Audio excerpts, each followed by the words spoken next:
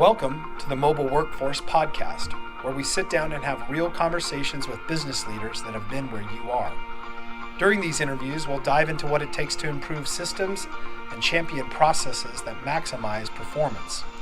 Each week, our trailblazing guests share their experiences and understanding of the workforce to help inspire change, challenge our thinking, and share what it takes to successfully travel the road to profitability.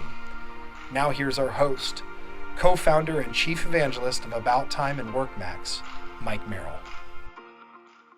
Hello and welcome to the Mobile Workforce Podcast. I'm your host, Mike Merrill, and today we are excited to have a special guest on with us, Mr. Ken Simonson. Ken is the chief economist at the Associated General Contractors of America, a large organization that we're proudly in support of and we love participating with. So with Ken today, we're going to be exploring the current state of the economy and also the current events that are impacting our industry, as well as what we can expect or what Ken thinks we might see in this upcoming year of 2023. So Ken, welcome to the podcast. So excited to have you. Thank you for joining us. And can you give us a little bit about your background as you start?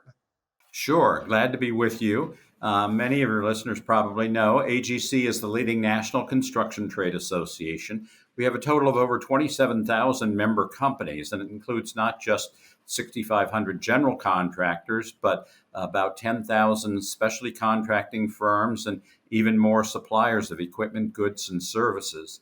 They belong through a network of 89 local and state chapters and collectively do every kind of construction other than single-family home building. Wow, that's a large organization, and again, we're so excited to be involved with the AGC. We love sponsoring, going to the local events, all the safety conferences and different things they do. But now that we've gotten that introduction part behind us, let's just talk about some of the moving parts that you're seeing in the economy right now, and also what you think's coming down the pike. Sure. Well, I've been with AGC for 21 years now, and I must say these are the most interesting times, and that's not something necessarily to be proud of, but it does show what big changes have been hitting construction ever since the pandemic hit in February of 2020. We had this huge decline in economic activity that fortunately just lasted 2 months, and then construction bounced back better than many other industries as stop work projects were ended and homeowners or people who realized they needed to buy a home, they rushed out to buy one or add to remodel the one that they were in. And indeed, residential construction kept going right up until this fall. We've seen some really steep downturn in expected home building activity, but it hadn't hit in terms of employment. On the other side, you had non-residential construction took a pause for about a year, but for the last year or so, since about August of 2021, it's been growing. Looking forward to 2023, I think we're going to see big changes again. Yeah. So in your mind, what's the optimistic side of finishing up 2022, heading into 2023? We know the challenges. I mean, you just outlaid a bunch of those. What in your opinion, is there to be excited about when you're in construction? There are three segments that I think are really starting to take off or on the verge of takeoff. We're seeing huge number of manufacturing projects launched this year and even more coming forth in 2023. So just in the last few months, manufacturing construction has overtaken warehouse, maybe even data centers, as the fastest growing category. But what I think will be new in 2023 is that money that the feds are passing out through the Infrastructure Investment and Jobs Act. President Biden signed that way back in November of 2021, but it's taking a long time to get the money awarded or passed through to different state and local agencies to write the regulations dealing with the so-called Build America, Buy America Act, with other requirements involving labor and so forth. So contractors haven't yet seen the benefit in terms of project awards, but I think that's going to hit many categories of infrastructure in 2023 and keep going for years, not the stop-start pattern that we've seen in the past. And then third, power and energy construction looks like a very strong growth market, even though up till now it's actually lagged. Yeah, there's a lot to unpack there. And we know, just generally speaking, as you mentioned, at least at our organization, when we're out traveling the country and at different events, I was just in Dallas recently, a few weeks back, and five of the five construction companies that I spoke with said that they are expecting 2023 to be a record year for volume and growth for their organization. So that was very exciting and encouraging for me to hear. And it sounds like it's right in line with what you're talking about. Well, yeah, but as an economist, you wouldn't believe me if I said everything is looking great, particularly when most of my brethren are saying, no, the U.S. is either in recession or it's heading into recession. Now, I'll plead guilty to being an eternal optimist, and I think we will skirt recession. I do expect a slowdown, but the fact is, we're still seeing significant job growth, better than we had most of the decade after the 2007 to 2009 slump, and a lot of corporate spending and huge amounts of government investment and good government budget situation at all levels of government. But on the negative side, these ever higher interest rates, they are certainly choking off some kinds of construction. I mentioned home building already looks like it's headed for a deep dive, but really any developer finance category where the developer has to pay attention to their financing costs as well as their construction costs and then be able to make up any increase in terms of higher rents, it's a tough situation. Those costs are going up, and yet as the economy slows, perhaps goes into recession, renters, lessors, hotel room occupants, they're all going to be more resistant or cautious. So on the watch list, I would put multifamily construction, office, retail, warehouse, and hotel construction. Yeah. So do you, obviously the interest rates, I mean, that's a huge topic right now. It affects all of us. And surely, as you outlaid, it impacts probably the residential side quite a bit more than maybe on the commercial or industrial, the larger projects, infrastructure, et cetera. What recommendations or things would you advise those that are more focused on residential today to do to maybe adjust to these changing times and what we're in for coming up? Well, I certainly think that anybody who's building single family homes, they need to be a lot more cautious about starting projects. I know that a year ago, things were being sold well before construction started. You couldn't even get the materials to do the construction, and labor availability was also a big problem. Well, labor is still certainly an issue for every type of construction firm. There's a series I look at every month from the government called the Job Openings or Labor Turnover Survey, or JOLTS, my favorite acronym for government data. And it consistently is showing that job openings at the end of any given month are a record for that month. And this data goes back to the end of 2000. And in fact, in many months, the openings have exceeded the number of people hired during the entire month. In other words, the industry wanted to bring on twice as many people as it was able to. So even though home building looks like it's about to hit the brakes hard, right now, labor availability is still a problem.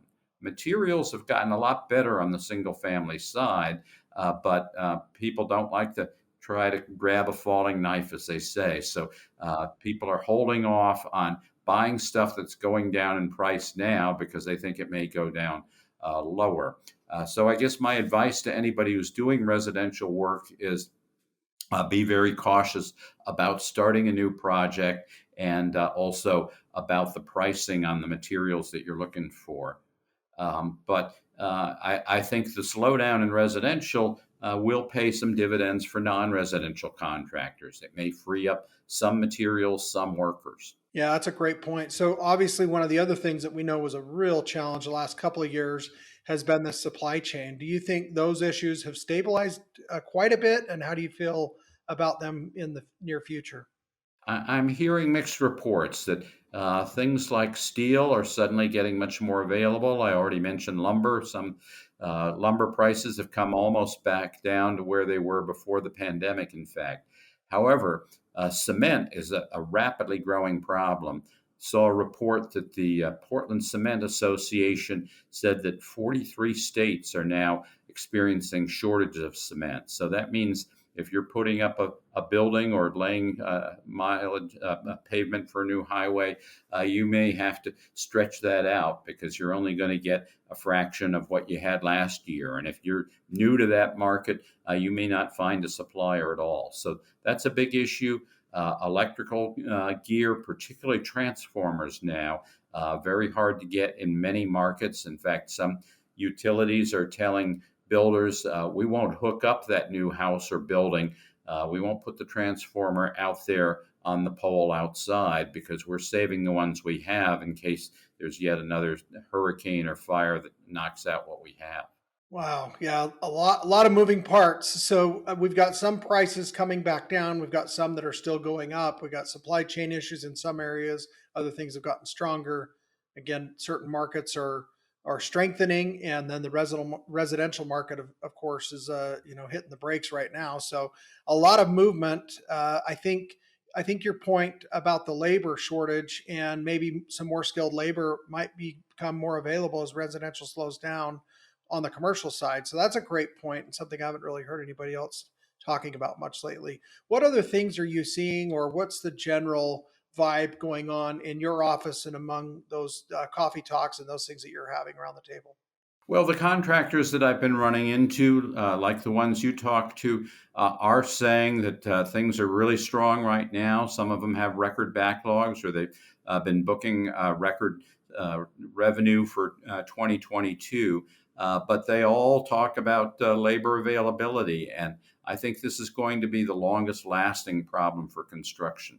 Yes, some workers may be moving from a single family or even multifamily construction in other parts, but the needs that I mentioned for manufacturing, for power, for infrastructure, you're not going to find the workers on a single family job site able to execute most of that work. And this is, in some ways, a decades old problem, but it certainly has been worsened by the pandemic in a number of respects. First of all, a lot of people left the job market. Unfortunately, we had about 1 million excess deaths, and some of those were working age people. We also have people with long COVID, so called, where they have recurring or continuing symptoms that keep them from working at the same level as they had before, or they have to take care of somebody who either has it or is immunocompromised and therefore can't go off to work, can't go to school, has to have someone at home. So the labor force is definitely smaller than it would have been if COVID hadn't hit. But construction also relies very heavily, much more than other industries, on foreign-born workers, and immigration has slowed tremendously, partly as a result of COVID, partly as a result of policy from past administration. And so putting it all together, I think we have to expect much slower growth of the workforce, continuing excess of retirements over younger people coming into the workforce, and this will be especially hard on construction. Yeah. So Ken, one other thing, and this dovetails right into what you're talking about.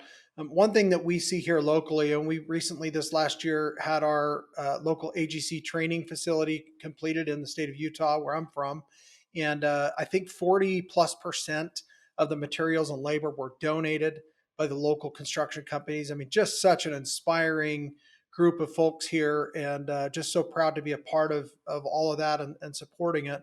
What other things is the AGC doing in general to help educate the younger generations that are coming out of high school and making them aware of the trades and opportunities available in construction?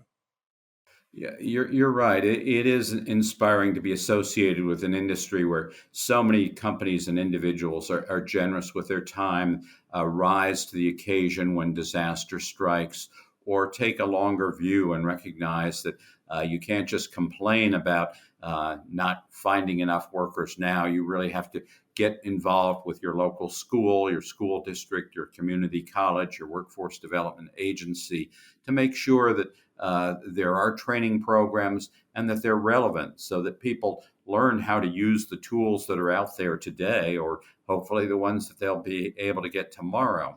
And in some ways, the pendulum is swinging a little bit back toward construction because for years we complained how the federal government was putting so much more money toward higher education than it was toward skills training.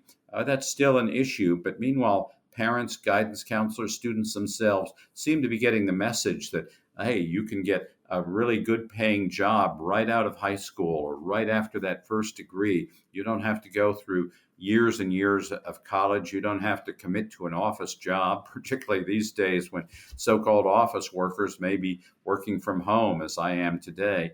And then construction also has a couple other things going for it. We're no longer an industry that, if ever, that just did dirty, dangerous, dead end work. Instead, you get to play with cool tools, 3D, 5D, even if you're talking about building information modeling that includes cost and time. And just the simulations I see for that are fantastic, or the digital twins. The equipment is now laser and GPS guided. And so that takes out a lot of the grunt work, a lot of the danger. The industry is a big user of drones. And so it's a different kind of job set and one that I think may appeal much more to the generation that is used to digital activity, to games, simulations, and so forth. So I am hopeful on that score. Yeah, I agree that technology advancements have really helped make this a lot less of a quote unquote blue collar industry.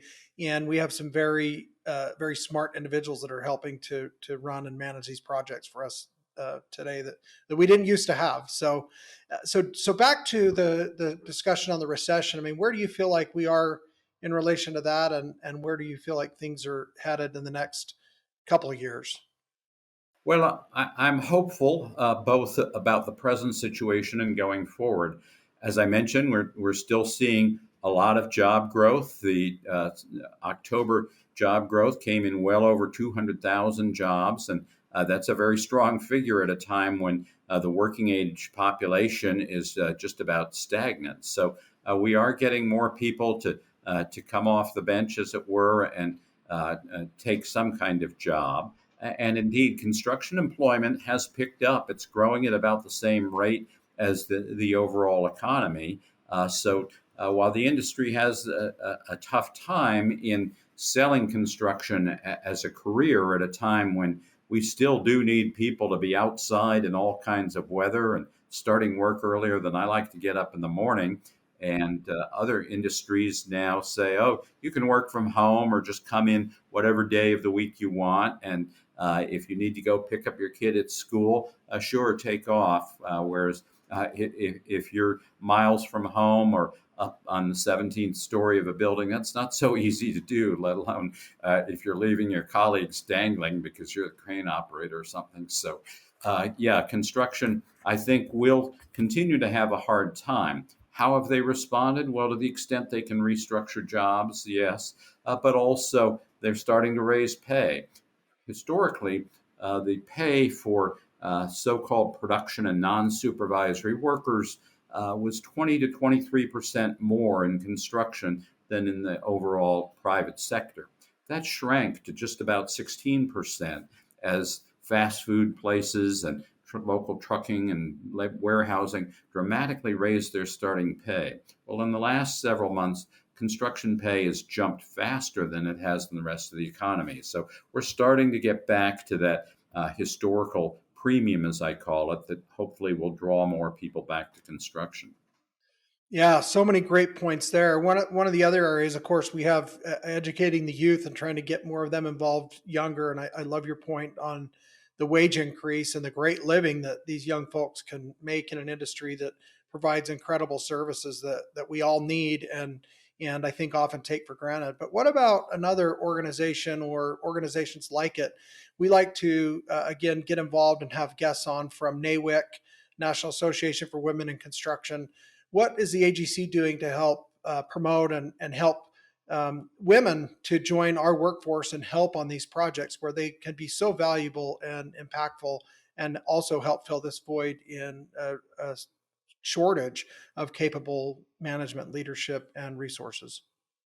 Well, you're right. And I think there's much greater recognition now than when I joined AGC, not just in our own association, but throughout the industry, that we really need to create an atmosphere that is welcoming and supportive for people who historically were not welcomed or didn't think that they were welcome in construction. So that certainly includes women, and it's not just getting rid of snarky remarks and pictures on the wall of the trailer, but really having equipment and tasks that are more suitable to different strengths and body types and so forth. So we're working with equipment designers, safety equipment and so forth, but also really working to educate people at all levels in firms about the importance of diversity, equity, and inclusion so that people do feel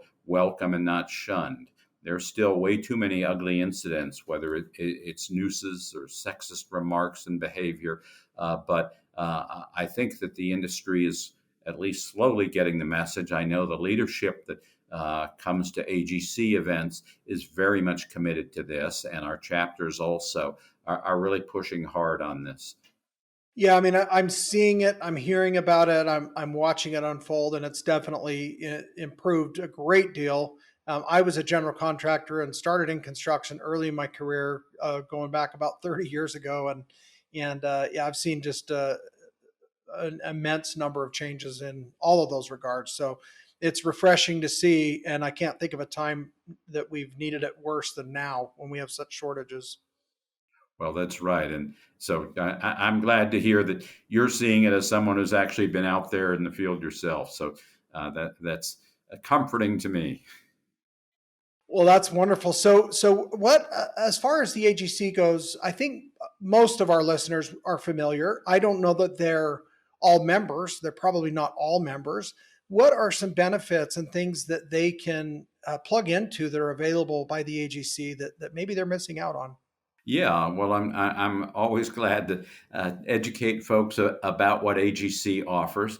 Everybody who belongs to AGC, it's a trade association, so it's a company membership, not individual membership, but we welcome as many people as a company wants to have involved, and there are many ways of doing that. First of all, companies all join their local chapter, state or local chapter, and the chapters vary in the kinds of things that they offer. But on top of that, AGC of America makes available a wide range of services and events of training, education, and meeting functions. So we have a national convention. It's coming up in conjunction with the huge ConExpo, ConAg trade show in Las Vegas in March of 2023. We also have divisional meetings to get together with fellow building contractors, utility infrastructure contractors, highway and transportation contractors, or federal and heavy. All of those divisions have meetings that not only do you meet your peers, but in the case of the federal one, we have 2 or 3 days in which you get to meet with the people at all of the federal agencies that are doing construction, building. We bring together major owners, institutional as well as commercial owners, with the building contractors, and they thrash out some of their differences and points of agreement. So those kinds of things I think are very helpful for the folks at the top and at the business development level. We have a safety and health conference twice a year, safety, health, and environmental. We have training and education sessions for people who are themselves trainers or doing educational development for the firms. We have things for the tax and accounting, finance people and companies. So on and on. We also have a lot of different newsletters, materials, blogs, and so forth. I personally write a weekly one-page summary of economic news relevant to construction called the Data Digest that is available to anybody who wants to email me at ken.simonson@agc.org, or just go to agc.org to see what we have. And with that, I'll send along my latest PowerPoint and what we call the Construction Inflation Alert, which is an 8-page document to educate owners, officials, and others about what contractors are experiencing these days in terms of materials costs, supply chain, labor availability issues. And I've gotten very positive feedback from many contractors saying this has really helped bring owners up to speed on what they're experiencing and why those bids may be going up at a time when the owner says, hey, wait a minute, I heard lumber has gone down. And they don't realize that this contractor is buying gypsum that's had a giant price increase, or buying mainly concrete that they can't get on a timely basis. Yeah, there's again, everywhere I turn, at least here in our state of Utah, does a really, really good job in our local chapter of the AGC of being present. We had a huge We Build Utah campaign this last year, and it's just been awesome to look and see who's involved and what kinds of projects are happening, and just the vibrancy of our communities because of AGC members. So I strongly encourage each of the listeners to plug in. It's not just for general contractors. There's trades contractors that are heavily involved. We go to the safety event and the local AGC annual event here every year in Utah. One of the other things, us as a vendor, we go and support. We have a exhibition table. We go into the sessions. We mix and mingle. But there's not just us. There's probably 15 or 20 different software solutions and providers of insurance and HR things and all types of areas of business that will help you to be better in running your construction company. So AGC is a great melting pot to bring all these groups together to bless the lives of construction companies everywhere. Well, thanks for the plug, and I think you've also made a really good point that even if you're not a construction firm yourself, if you're a vendor or a supplier, you get to hear what contractors say they need and what they're benefiting for. You get to see your competitors, but also firms that may complement your business and help you do some business yourself. So I do think that both the chapter events and the national events are well worthwhile. And I'd also encourage anybody who isn't sure how to find their chapter, they can go to agc.org. We have a map right there that you just tap on the area you're interested in, and you can get connected right away. Yeah, and I don't want to fail to mention one other organization you at the AGC partner with, the CFMA, Construction Financial Management Association, and we're been a decade and a half long sponsors and friends of CFMA, and I love that you're getting involved with that organization as well, because they're really providing a valuable service to construction companies to watch their dollars, to figure out how to be more profitable, to adopt innovation and technology solutions and systems that will help them to, again, lead into this coming decade of innovation that the rest of the world has been enjoying for the past couple of decades. And maybe historically, we haven't quite done as good of a job exposing ourselves and leveraging those tools. Yeah, and we, for 30 years now, we've sponsored a 2-day conference in Las Vegas every October, November with CFMA. The program is just packed with the 36 sessions typically. Some are repeated so that you can get to 2 different breakouts, and you really get the details on what's the latest on the accounting rules, on tax law, on forecast for the financial outlook, and so forth. So just an example of how professionals within companies or specialized firms that are dealing with a particular segment of construction can benefit. So one other point that I think is important to make, I go to upwards of 20 plus events a year myself on a regular basis. Our company goes to even more. But when we're sitting around those tables, or we're there at lunch or at the dinner or at breakfast, and we're sitting among multiple contractors and construction companies, general contractors that are sitting around the table, they're having valuable conversations and sharing best practices and tips and tricks, and helping each other, helping to raise the level of our performance and our ability to be profitable and be more successful in completing our projects. So there's so much value that can come to people for coming and getting involved, being a part of those conversations. And I'm just so grateful to not only support AGC and be a part of those types of events, but also the great work that you're doing all around the country, to all the tables that I don't get to sit at and hear those conversations that I know are happening. Well, thanks. And I will say that I think 2023 is going to be a year in which companies find they need that expertise from the outside more than ever. We have, as I talked about at the top of the hour, the large number of federal funded projects that are coming through the Infrastructure Investment and Jobs Act. We have a lot of power manufacturing projects coming, but we also have a whole lot of new regulations and guidance, Buy America requirements, apprenticeship, and other labor requirements that are going to be layered on anything that's getting federal funding. And we're also seeing the market churn quite a bit as higher interest rates are certainly squeezing out some projects, putting some back on the shelf. So it's really going to be a time that people are going to need information on a timely basis, learn about new things, learn about how things are changing. And I think this is really one of the strengths of AGC chapters and frankly of AGC of America. Yeah, that's great. I think our listeners probably know what we both have a fondness. Obviously, you work for the AGC. For me, I'm an outsider looking in that's just appreciative for the opportunity to be involved. I think, if there was any closing thoughts or any encouragements that you would give to the listeners, Ken, we would just appreciate what do you want us to take away from this conversation today?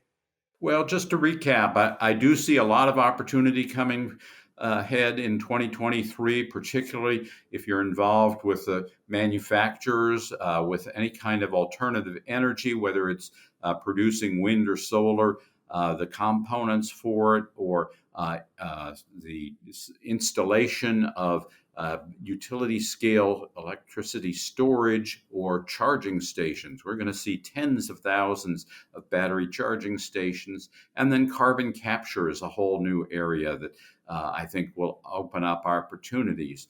And then third, as I talked about, the Infrastructure Investment and Jobs Act is going to be pouring a lot of money, not just into highway and transit airport projects, but also into broadband, into water, sewer, conservation, and port activity, rivers and harbors. So just a whole suite of things that will be new. At the same time, companies that have been working on commercial or institutional projects, they have to look very carefully at how much of that activity is going to be put back on the shelf or canceled outright. And then the labor force issue will still be with you. Some companies are also going to be running into new challenges on supply chain and materials costs. While you'll get a break on some things, others may go up a lot. So you have to be very careful on pricing. And by all means, communicate with your owners and your prospects on a timely basis. Give them the facts as to how things stand at the moment and what to expect. Wow, such a wealth of knowledge, Ken. We've sure been thankful to have you on today. We appreciate you sharing this wisdom and experience, and I'm confident that the listeners all will walk away with some value today. So thanks for sharing that with us. You're welcome, and thanks for having me. All right, you bet. We'll look forward to talking again down the road. Okay, bye-bye. Thank you for joining us today on the Mobile Workforce Podcast, sponsored by About Time Technologies and WorkMax.